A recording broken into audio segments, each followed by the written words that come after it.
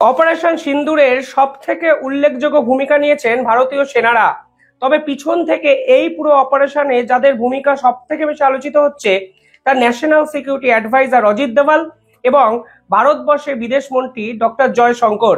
জয়শঙ্কর একাধিক দেশের সঙ্গে মিটিং করেছেন, দিনের পর দিন একাধিক দেশকে পাকিস্তানের অবস্থান সম্পর্কে বুঝিয়েছেন এবং পাশাপাশি বিশ্বের একাধিক প্রভাবশালী দেশের গ্রিন সিগন্যালকে আদায় করে নিয়েছেন। কারণ একটা দেশ এই সময় দাঁড়িয়ে অন্য দেশে ঢুকে অপারেশন চালালে আমরা তো আর পাকিস্তানের মতো আচরণ করতে পারি না, সন্ত্রাসবাদী আক্রমণ আমরা করতে পারি না।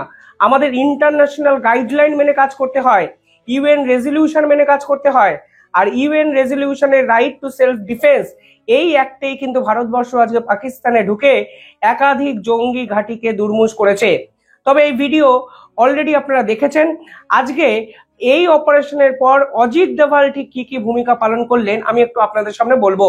এই অপারেশনের পর যে রিপোর্ট সামনে এসেছে সেখানে দেখা যাচ্ছে অজিত দোভাল একাধিক দেশের বিদেশ মন্ত্রী বা বিদেশ সচিব বা ন্যাশনাল সিকিউরিটি অ্যাডভাইজার লেভেলের কাউকে ফোন করে ভারতের টোটাল এই অবস্থানটা সম্পর্কে সকলকে অবগত করেছেন। যে লিস্ট সামনে এসেছে সেখানে দেখা যাচ্ছে America, UK, UAE, Saudi, Japan এই সকল দেশকে তিনি প্রাধান্য দিয়েছেন এবং যারা ভারতবর্ষকে ভুল বুঝতে পারে এই সম্ভাবনা যেন না থাকে সেই চেষ্টাই কিন্তু ভারতের পক্ষ থেকে উঠে এসছে। উল্লেখযোগ্য বিষয় হলো একাধিক দেশ মুখ খুলেছে, প্রকাশ্যে ভারতের পাশে দাঁড়িয়েছে। তবে বিশ্বের দুটো দেশ তুর্কি এবং চীন তারা কিন্তু এ বিষয়ে টুইট করেছে। আমি সকলের কথা আজকে আপনাদের এই ভিডিওতে জানাবো। উল্লেখযোগ্য বিষয় হলো এই ঘটনার পর যাদের বাইট আমাদের সামনে এসছে সব থেকে উল্লেখযোগ্য মনে হয়েছে ইসরায়েলের ভার্সনটা। ইসরায়েল পরিষ্কার বলেছে ভারতীয় সেনার সাফল্যে আমরা গর্বিত, কোনোভাবে সন্ত্রাসবাদী আক্রমণকে প্রশ্রয় দেওয়া যায় না এবং ভারতবর্ষ যেভাবে কড়া হাতে সন্ত্রাসবাদকে দমন করার উপযুক্ত পদক্ষেপ গ্রহণ করেছে তা নিঃসন্দেহে প্রশংসাযোগ্য। From India to the rest of the world, definitely from your friend Israel, this is something which is essential to send a message to the terrorists.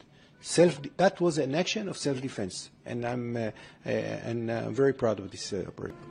First of all, I have to say that the photo of Pahlavi was touched my heart. Then the symbolic name that I understand that unofficially or officially, I don't know, Prime Minister Modi ji gave the name. It's touched my heart as well. It's a very sophisticated name and it's symbolized and inspiring as well. And Sindur, it's a really dramatic name and very right to the point. I don't know, but I have to say that the message to the terrorists was sent very, very clearly.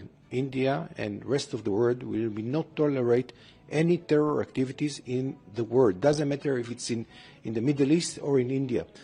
Terror organization needs to know that action like that going to get to respond by retaliation, and it's happened also in Yemen last night and 2 nights ago as well. We will not tolerate any terror activities against our beloved homeland. Israel কেন করেছে, এর পিছনে geopolitical ব্যাখ্যাটা কি, আজকে এই সকল বিষয়ে আলোচনা করার কোনো মানেই হয় না। অজিত দোভাল কাকে কাকে ফোন করেছেন? প্রথমে অজিত দোভাল ফোন করেছেন ইউএস এর মিনিস্ট্রি অফ স্টেট মার্কো রুবিওকে। এই মার্কো রুবিওকে পরিষ্কার অজিত দোভাল জানিয়ে দিয়েছেন ভারতবর্ষ ঠিক যেভাবে বলেছিল অ্যাকশন নেবে, সন্ত্রাসবাদ দমনে অ্যাকশন নিয়েছে। আমেরিকার অবস্থানটা কিন্তু প্রথম থেকে একটু ব্যালেন্স মোডে ছিল। পরবর্তীকালে ডোনাল্ড ট্রাম্প বোঝেন এই ভারতবর্ষকে থামানো যাবে না। জাতিসংঘে ভারতবর্ষের হুঙ্কার এবং হুঁশিয়ারির পর পরিষ্কার বোঝা যায় ভারতবর্ষকে থামাতে পারে একমাত্র ভারতবর্ষই। ফলে সব মিলিয়ে আমেরিকাকে তারা ফোনে জানিয়েছেন আমরা এই ধরনের অ্যাকশন ভারতবর্ষে ঢুকে করেছি। এবং আরো উল্লেখযোগ্য বিষয় কি জানেন, 26শে নভেম্বর মুম্বাই অ্যাটাক, এই মুম্বাই অ্যাটাকের প্রধান আততায়ী মাসুদ আজহার তার পরিবারের 10 জন সদস্য মারা যায় এবং তার 4 জন আরো সহযোগী কিন্তু এই পুরো ভারতের তাণ্ডবে সম্পূর্ণভাবে পৃথিবী থেকে অবলুপ্তিকরণ ঘটে গেল। आपके मासूम जो शहीद हो रहे हैं उनसे अल्लाह की मुलाकात होगी, दुनिया में उन पर क्या बीती इस पर भी बात होगी। खुदारा अपने मासूमों को तलकीन कीजिएगा कि वो अल्लाह से हमारी शिकायत ना करे, बल्कि अल्लाह से ये दरख्वास्त करे कि वो हमारे जैसे कमजोर ईमान वालों को ताकत अता करे, क्योंकि हम भूले हुए हैं कि मनफत एक है। মাসুদ আজহার একটি স্টেটমেন্ট দিয়েছে। সেই স্টেটমেন্টটা কি আমি শেষ অবধি ভিডিওটা দেখুন, আপনাদের বলবো। ইউকের জোনাথন পাওয়েল, আপনারা জানেন অত্যন্ত গুরুত্বপূর্ণ পদে আছেন জোনাথন পাওয়েল। ভারতবর্ষে এসে সমস্ত গোয়েন্দা দপ্তরের যে মিটিং হয়েছিল তখনও কিন্তু জোনাথন পাওয়েল ভারতবর্ষের অজিত দোভালের সঙ্গে মিটিং করেছেন। ফলে আজকে এই অপারেশনের পর ইউকে কেও কিন্তু জানানো হয়েছে। উল্লেখযোগ্য বিষয় হলো ইউকের সাথে ভারতের ফ্রি ট্রেড এগ্রিমেন্ট চুক্তি সই হয়েছে কালকেই, যা প্রধানমন্ত্রী নরেন্দ্র মোদী সগর্বে ঘোষণা করেছেন। আর আজকেই অজিত দোভালের এই ফোন, যেখানে ইউকে কে পরিষ্কার জানিয়ে দেওয়া হয় ভারতবর্ষ বেছে বেছে শুধু সন্ত্রাসবাদের ঘাঁটিগুলোকেই শেষ করেছে, কোনো সাধারণ মানুষকে শেষ করেনি ভারতবর্ষ। যদিও পাকিস্তান যেরকম অ্যাকশন নিয়েছে তা অত্যন্ত বর্বরচিত, কাপুরুষের মতো কাজ পাকিস্তান সেনারা করেছে, আমি নিঃসন্দেহে বলবো। সৌদি আরবের মুসাইদ আল আইবানকে ফোন করেছেন ভারতবর্ষ, এমনকি ইউএই তার শেখ তাহনুনকে ফোন করেছে। সৌদি এবং ইউএই এই দুটো দেশকে ভারতবর্ষ আলাদা গুরুত্ব দিয়েছে, কারণ এরা পাকিস্তানের পাশে দাঁড়াবে কিনা এটা নিয়ে কিন্তু বিভক্ত ছিল।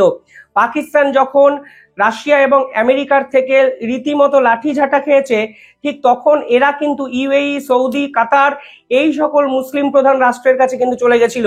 আপনারা জানেন ইরানের অ্যাম্বাসাডার নিজের ইচ্ছাতে পাকিস্তানে এসেছিলেন এবং চেষ্টা করেছিলেন ভারত এবং পাকিস্তানের মধ্যে অ্যাজ এ মিডিয়েটর হিসাবে, মানে মিডিয়েটর হিসাবে কাজ করতে, দালালিপনা করতে। ভারত সম্পূর্ণভাবে রিজেক্ট করেছে তার প্রস্তাব। জাপানের প্রধান সিকিউরিটি অফিসারের সঙ্গে কথা বলেছেন অজিত দোভাল, এমনকি ইউএর আলী আল সাফসি বা সামসি এনার সঙ্গেও কথা বলা হয়েছে ভারতের পক্ষ থেকে। অর্থাৎ আন্তর্জাতিক স্তরকে পরিষ্কারভাবে বুঝিয়ে দেওয়া হয়েছে ভারতবর্ষ যে অ্যাকশন নিয়েছে তা পৃথিবীর স্বার্থে, মানবতার স্বার্থে, শান্তির স্বার্থে। এর পিছনে কোনো অভিসন্ধি নেই।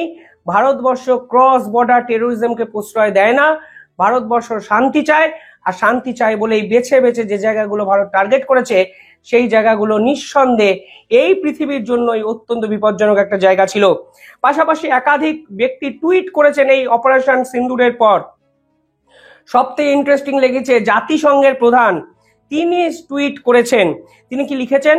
তিনি লিখেছেন, the secretary general is very concerned about the Indian military operations across the line of control and international border.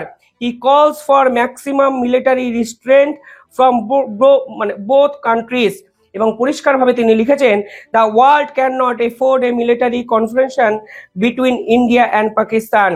এই কনফ্রন্টেশন এই মুহূর্তে জাতিসংঘ এক্সপেক্ট করছে না, অর্থাৎ কোনোভাবে যুদ্ধ জাতিসংঘ চাইছে না, এবং মিলিটারি অ্যাকশন নিয়ে জাতিসংঘ জানে, এই রকমই বলে দিয়েছেন জাতিসংঘের প্রধান। এখানে একটা প্রশ্ন তো উঠবেই, জাতিসংঘ যদি সদর্থক ভূমিকা নিত তাহলে এই ধরনের অ্যাকশন কি ভারতকে নিতে হতো? জাতিসংঘ যদি এই পাকিস্তানের সন্ত্রাসকে বন্ধ করতে পারতো তাহলে কি জাতিসংঘ এই ধরনের অ্যাকশন নিত? জাতিসংঘ যদি দিনের পর দিন পাকিস্তানের এই মৌলবাদকে প্রশ্রয় না দিত তাহলেও কি জাতিসংঘর বিপক্ষে গিয়ে আজকে ভারতকে এই অ্যাকশন নিতে হতো? এই জাতিসংঘ কিছুদিন আগে মোহাম্মদ ইউনূসের সঙ্গে মিটিং করে গিয়ে মানব করিডর চেয়েছেন, তারা এটি স্পেস চেয়েছেন আরাকান আর্মির জন্য। আরাকান আর্মি অব্দি গুন্ডা পাঠানোর ব্যবস্থা করছেন, গোলা বন্দুক পাঠানোর ব্যবস্থা করেছেন এই জাতিসংঘ। অর্থাৎ ভারতকে জব্দ করতে না পেরে তারা বাংলাদেশকে ছলে বলে কৌশলে যুদ্ধের দিকে ঠেলে দিচ্ছেন, তা মোহাম্মদ ইউনূস বুঝলেন না। অর্থাৎ এই জাতিসংঘের প্রধান হলো এই আন্তর্জাতিক স্তরের সব থেকে বড় কালপ্রিট বলে একাধিক বিশেষজ্ঞ বলেন। আমার এই বিষয়ে কোনো নির্দিষ্ট মত নেই। পাশাপাশি এর পরের টুইটটা আপনাদের বলবো, যারা ফ্রান্স তারা ভারতকে সমর্থন করেছেন, তারা এই টেরোরিজম অ্যাক্টের বিরোধিতা করেছেন। ফ্রান্সের মুখপাত্র কি বলেছেন? তিনি বলেছেন, we understand India's desire to protect itself against the scourge of terrorism.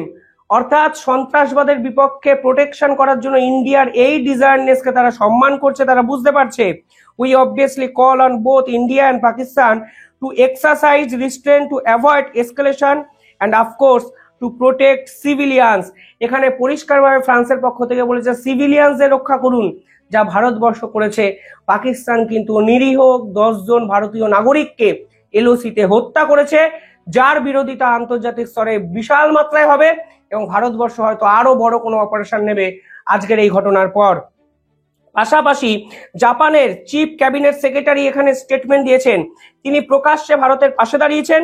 তিনি বলেছেন, in regard to the terrorist act the occurred in Kashmir on April 22, our country firmly condemns such acts of terrorism. Furthermore, we express strong concern that this situation may lead to further retaliatory exchange of escalate into a full-scale military conflict. Terrorist activity নিয়ে তারা রীতিমতো নিন্দা প্রকাশ করেছেন, সন্তোষজনক কথাবার্তা বলেছেন এবং তারা মনে করছেন যদি যুদ্ধের দিকে যায় সেই বিষয়টাও কিন্তু আমাদের পক্ষে অত্যন্ত সন্তোষজনক হবে না। অর্থাৎ সকলে যুদ্ধ এড়াতে চাইছেন কিন্তু এই সন্ত্রাসের বিপক্ষে তারা কথা বলছেন, যা অত্যন্ত পজিটিভ একটা বার্তা বর্তমান সময় দাঁড়িয়ে। চায়না স্ট্যান্ড আপনারা বোঝার চেষ্টা করুন। চায়না রিগ্রেট ফিল করেছে ভারতের মিলিটারি অ্যাকশনের বিপক্ষে গিয়ে। তারা মনে করেছে এই পুরো ব্যাপারটা রিগ্রেট ফিল করার মতো এবং তারা বিস্ময় প্রকাশ করেছেন। China express regret over India's military action this morning and is concerned about the current developments. China oppose all forms of terrorism. এই খুঁচিয়ে দেওয়া শব্দগুলো এরা ব্যবহার করে দেয়, all forms of terrorism। অর্থাৎ এই গোল গোল কথার কি মানে আমি জানি না। all forms of terrorism কারা করছে? পাকিস্তান করছে, পাকিস্তানি টেরোরিস্টরা করছে, ইসলামী জঙ্গিরা করছে। সেই কথা প্রকাশ্যে বলার ক্ষমতা চীনের নেই। তারা এত সুন্দর দু নৌকায় পা দিয়ে চলে যে জাতিসংঘে বসে পাকিস্তানকে সাপোর্ট করে না, আর যখন বিবৃতি দেয় তখন পাকিস্তানের হয়ে এরকম গোল গোল কথাবার্তা বলে। প্রকাশ্যে ভারতের সমালোচনার করার ক্ষমতাও নেই, আবার পাকিস্তানের পিছন থেকে উস্কানিমূলক কথাবার্তাও তারা বন্ধ করে না। তুরস্ক একটা টুইট করেছে, আমি একটু বলতে চাই। তুর্কি পরিষ্কারভাবে বলেছেন আনপ্রোভোকড ভাইলেশন অফ পাকিস্তান সভারনিটি, অর্থাৎ ভারতবর্ষ নাকি অকারণে পাকিস্তানের সভারনিটিকে, সাম্যতাকে, সার্বভৌমত্বকে আঘাত করেছে এবং আনপ্রোভোকড অ্যাকশন। পাকিস্তান তো কোনো উস্কায়নি, ভারতবর্ষ নিজে নিজে গিয়ে পাকিস্তানকে অ্যাটাক করেছে। অর্থাৎ এই দুই রাষ্ট্র চায়না এবং তুর্কি, এরা ছাড়া ভারতবর্ষের বিপক্ষে গিয়ে এখন অব্দি একটা স্টেটমেন্টও আসেনি এবং নিঃসন্দেহে তা অজিত দোভাল এবং জয়শঙ্করের ধুরন্ধর কূটনৈতিক চালের জন্য এই পুরো বিষয়টা হচ্ছে। কাতার, যারা পাকিস্তানকে বন্ধু ভাবে, তারা কি স্টেটমেন্ট দিয়েছে আপনারা দেখুন। কাতার said it follows the great concern and continuing escalation between India and Pakistan, called for resolving the crisis through diplomatic channel. তারা ডিপ্লোম্যাসির কথাবার্তা বলেছেন।